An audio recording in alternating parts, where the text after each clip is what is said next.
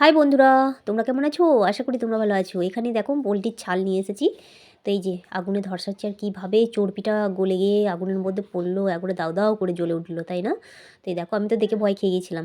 চলে এসেছি কলের পাড়ে। এরপর ছাঁটগুলোকে একটু ভালো করে একটু বেছে কুচে নিতে হবে, কেননা মুরগির ছালের মধ্যে না একটু ছোটো ছোটো লোম থাকে, সেই লোম কটাকে ছাড়াতে হবে। তো এই যে ওটাই তোমাদের করে আর কি বলছি আমি।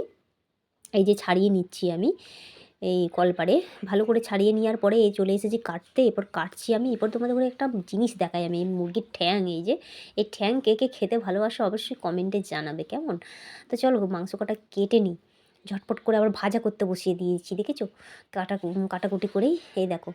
আর এদিকে এই যে এটা রেখে দিচ্ছি গরম করে, কালকে আলু দিয়ে হবে মাখা মাখা করে তরকারি করবো। আর এই যে পোলট্রির ছাল ভাজা হয়ে গেছে। ভাজাতে তোমার দিয়েছি একটা শুকনো লঙ্কা, গোটা জিরে আর হলুদ আর নুন, বাস এই দিয়ে ভাজা করেছি। কি দারুণ লাগে খেতে।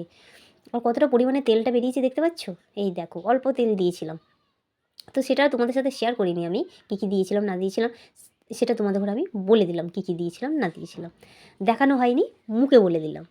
তো চলো এরপরে এটা টেস্ট করে দেখা যাক এই রেজাল্টটা কেমন এসছে। দেখি একটু খেয়ে। দারুণ হয়েছে, দারুণ হয়েছে, কি বলবো, অসাধারণ অসাধারণ।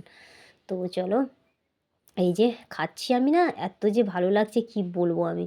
মানে এ খেতে খেতে খেতে খেতে ভাতের সাথে খাবো কি, এটা আমি শেষই করে দেবো খেয়ে খেয়ে। চলো তাহলে আজকের মতো টাটা। ভালো লাগলো অবশ্যই একটা লাইক করে দিও। আর টাটা। চলো তাহলে আজকের মতন। তো আবার দেখা হবে আগামীকাল।